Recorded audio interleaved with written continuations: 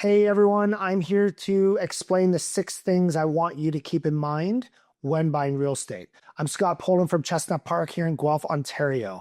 So the first thing that I want you to keep in mind is location. I know this is a cliche comment about location, location, location, but it is absolutely critical in real estate that you choose a home that is in a good to great location. And when you look at that home, location isn't put secondary. Location should be a critical decision when finding a home. I'll give you an example, like a corner lot. A corner lot on paper looks great because it's generally quite wide. It's much wider than maybe interior lots, but that typically will have a smaller backyard, a less usable backyard, even though you've got a big side yard that's generally toward a sidewalk and obviously a street. Now, when you first walk in or you first walk up to the property and you're like, the house is great, the finishes are perfect, but it's a corner lot, it's not ideal. But since everything else works, we're going to go forward. Now, the problem with that is when you go to sell that home, that buyer's thinking the same thing you did when you first walked up. They were considering the home, but the corner lot was kind of not ideal. So you're actually shrinking your buyer pool by thinking this way. Okay. The next is the ugly mistake. Don't buy a house that's ugly. If you are walking up to that house and it's ugly, the next buyer is going to think the exact same thing about that home. Now, that has a bit of an asterisk beside it because I've seen homes from the street. They weren't completely ugly. It just needed something done to it. And the people did an exterior reno and totally changed the streetscape of it. And it looked fantastic.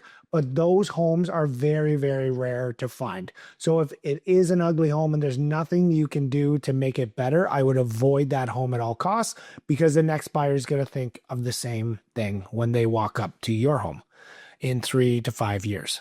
Another big item that I feel goes on the back burner sometimes when emotion runs high is the floor plan. So a floor plan is pretty critical because you can make all the cosmetic updates you want, but if floor plan isn't great and doesn't work well for you or your family, a couple things. One, you're going to get sick of the house much quicker and you'll end up moving quicker. So you'll have more expenses on your plate sooner than you had probably originally planned. And secondly, the next buyer, again, same thing, is going to be affected by that floor plan. So if it's not ideal to you, but you can change it, like maybe it's as easy as adding a room, taking out a wall, which taking out a wall could be quite expensive, all depending on the home. But if it isn't a huge expense, but you can make tweaks to the floor plan and it can work, that's great. But if you can't do it without a major renovation, I would be very, very cautious when finding a home with an okay floor plan, because day-to-day living, you will notice that floor plan immediately and you will in fact sell that house a little quicker. The fourth item is the condition of the home. Now, obviously you can always renovate, you can always do lots of fixes, which is great. Cosmetic updates are much easier than structural, but if you are not handy, I would really caution you of getting a fixer-upper. I totally respect the people that want to find a home that they can add their own flair to it and do the work and maybe learn to do some of the work with a professional or with some help. I totally get that. I appreciate that. I've done lots of work to my own homes and I had to learn somewhere as well. So I get that. But if you don't plan to do the work yourself and you have to hire a contractor for every single thing that you do cosmetically to that home, you are going to struggle financially to get those updates done to your liking and then get the money out of that home when you go to sell.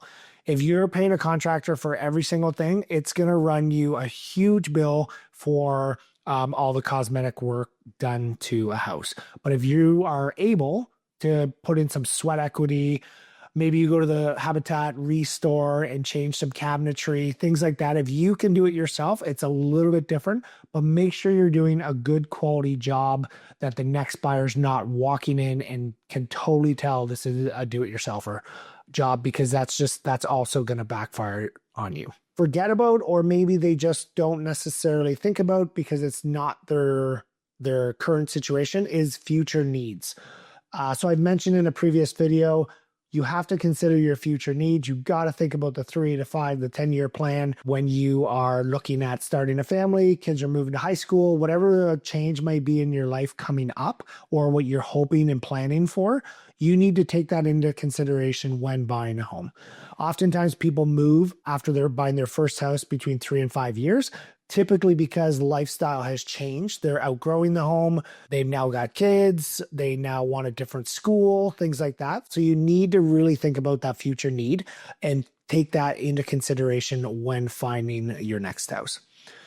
The last thing I want to talk about is budget discipline. Like when you go talk to your mortgage broker and you determine what your purchase power is, and then you've reverse engineered your monthly payment so you're comfortable with your housing payment. So you're taking into account mortgage, taxes, utilities, miscellaneous. You're ready. You're happy with that payment. And then you start seeing houses in that payment and they're not quite there.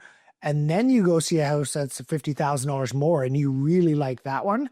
You need to be disciplined with yourself to keep you in your budget, because I've seen it too many times.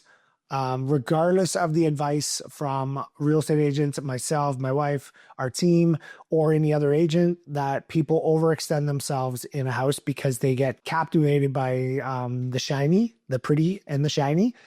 So be cautious with that because it will happen. It happens to the best of us.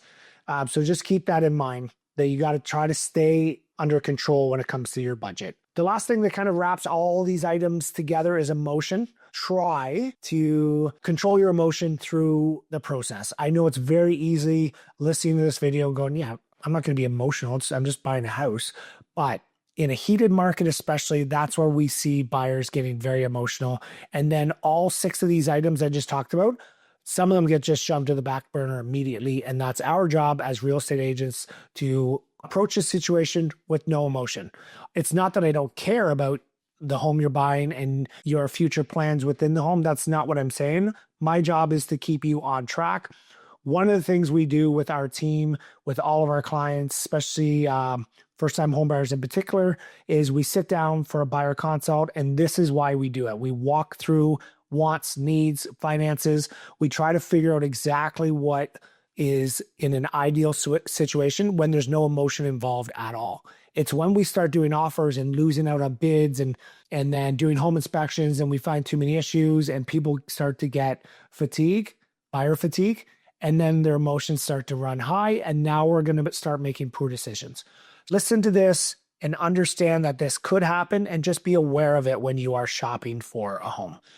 Anyway, hopefully this was helpful. If you have any questions whatsoever, reach out to our team. We're happy to guide you through this process. If you just want a quick 15-minute call, feel free to book a discovery call. We're happy to kind of answer any questions that you may have.